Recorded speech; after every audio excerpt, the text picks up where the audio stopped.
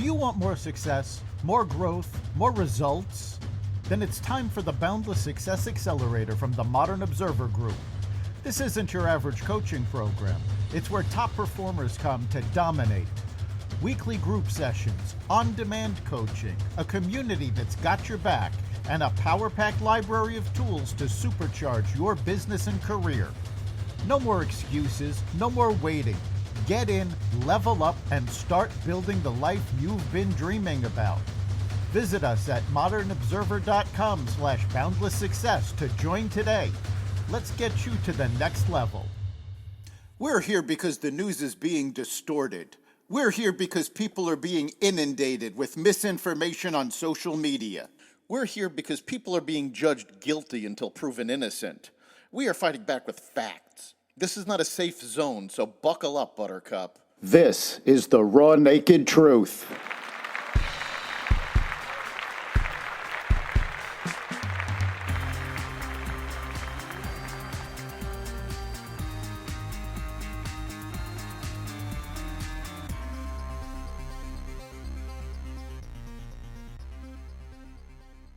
The U.S. opens talks with Russia.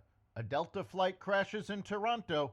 CBS comes out against free speech and more. Welcome to the Raw Naked Truth. I'm your host, Eric Lopkin, and here's the news you need to know. U.S. and Russia talk about Ukraine and Saudi Arabia today. Secretary of State Marco Rubio and other U.S. officials are meeting with the Russian delegation today to discuss ending the war in Ukraine, as well as other topics aimed at strengthening U.S.-Russian ties. However, many U.S. allies are concerned about what the bilateral talks will bring. Ukrainian President Zelensky has said his country won't accept any peace deal it didn't help negotiate. European leaders held emergency talks in Paris yesterday to address being shut out of negotiations that impact their security. A Delta flight crashed yesterday while landing at Toronto Pearson International Airport and appeared upside down in the snow in photos of the scene. Thankfully, all 80 passengers and crew on the flight, which originated in Minneapolis, were evacuated, but at least 18 suffered non-life-threatening injuries, authorities said. The cause of the crash was not immediately known, but aviation experts speculated that the accident was caused by unusually severe crosswinds. All flights at the Toronto airport were shut down, and at least 2 runways remain shut down today. The Trump administration's Department of Government Efficiency discovered $4.7 billion in unidentified payments. An identification code linking U.S. Treasury payments to a budget line item was left blank, allowing for the projects the money went to be hidden. The Treasury access symbol is an identification code linking a Treasury payment to a budget line item, which is standard financial process. Doge wrote in a post on X, in the federal government, the TAS field was optional for approximately $4.7 trillion in payments and was often left blank, making traceability almost impossible. As of Saturday, this is now a required field, increasing insight into where money is actually going. The agency thanked the U.S. Treasury for their work in identifying the optional field. President Trump has asked the Supreme Court to intervene on an emergency basis to let him dismiss the head of the independent agency that protects government whistleblowers. A lower court reinstated Hampton Dellinger as the head of the Office of Special Counsel, while Dellinger's lawsuit challenging his termination as unlawful continues. This is Trump's first appeal to the highest court about the extent of his power in his second term, but more cases on the issue are also expected to reach the Supreme Court as he looks to reshape the government. During the Biden administration, Dellinger failed to protect whistleblowers against the administration. State-level lawmakers are introducing a wave of bills aimed at advancing priorities championed by the new Health and Human Services Secretary Robert F. Kennedy Jr. and his Make America Healthy Again platform. in some cases citing the new administration's support for these causes as the catalyst for their efforts. Arizona, Kansas, and Utah are examples of states doing this. The move is aimed at prohibiting junk food like candy and soda from school lunches and other federally funded food assistance programs, something Kennedy has expressed support for in the past. Others have included efforts to rid these programs of ultra-processed foods, certain additives, and dyes.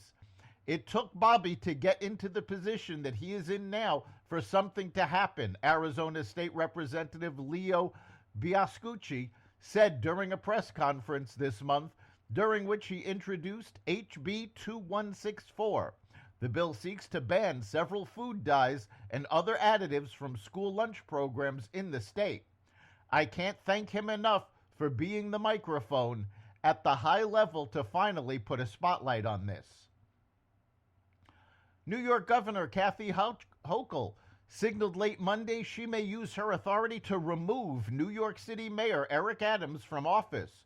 Hochul acknowledged in a statement that ousting Adams, a fellow Democrat, would be a serious step, but said alleged conduct at City Hall that has been reported over the past 2 weeks is troubling and cannot be ignored. The alleged behavior in question is Adams working with the Trump administration to enforce immigration laws. Hochul said she plans to meet with key leaders in Manhattan on Tuesday before issuing a decision. This development comes after controversy surrounding Adams deepened on Monday as 4 of his top aides and deputy mayors announced they're resigning.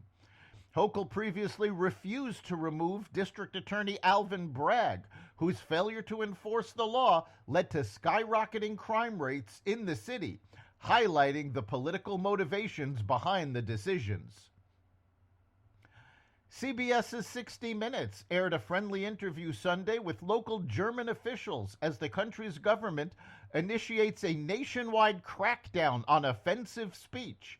CBS's Sharon Alfonsi juxtaposed how even as the United States allows, quote, hate-filled or toxic, unquote, speech, Germany is trying to bring some civility to the World Wide Web by policing it in a way most Americans could never imagine. Germany has been raiding the homes of those it believes to be making offensive statements online. CBS rode along with 6 armed officers as they raided a suspect's home and seized his electronics. Alfonsi interviewed state prosecutors Dr. Matthias Fink, Svenja Menninghaus, and Frank Michaelau, who explained that such laws come as a surprise even to German citizens. Earlier Sunday on CBS's Face the Nation, host Margaret Brennan casually asserted that free speech is what empowered the Nazis to take over the government and implement the Holocaust, which is definitively not true. CBS has not commented on the incident. Elon Musk's AI startup, xAI, has introduced Grok 3, the latest version of its chatbot model, which Musk describes as the most advanced AI system yet. xAI claims Grok 3 outperforms rival AI models from Alphabet's Google Gemini, DeepSeek's version 3, Anthropic's Claude, and OpenAI's GPT-4o in benchmarks for math, science, and coding. About a month ago, Grok 3's pre-training was completed, and since then, we've been working hard to integrate reasoning capabilities into the current Grok 3 model, the company said during its launch event on Monday. Musk, speaking alongside 3 xAI engineers in a live-streamed presentation, said Grok 3 has more than 10 times the computing power of its predecessor. Southwest Airlines said Monday it will cut 15% of its corporate workforce, or 1,750 people, the first mass layoffs in the company's history. The cuts will start in April and include senior leadership, the company announced. 11 senior leadership positions, which include vice presidents and above, will be eliminated. Southwest said it expects the layoffs will save the company $210 million this year and $300 million in 2026. It expects a one-time charge between $60 million and $80 million for costs such as severance. As we continue to work together to transform our company, an area of intense focus will be maximizing efficiencies and minimizing costs, Southwest CEO Bob Jordan said in a note to employees on Monday. Jordan called the layoffs a very difficult and monumental shift. That's the Raw Naked Truth. You can catch every episode of the Raw Naked Truth at xvadio.com, the Apple Podcasts app, YouTube, Rumble, Spotify, iHeartRadio, Audible, Amazon Music, and other platforms that respect freedom of speech. We'll see you next time.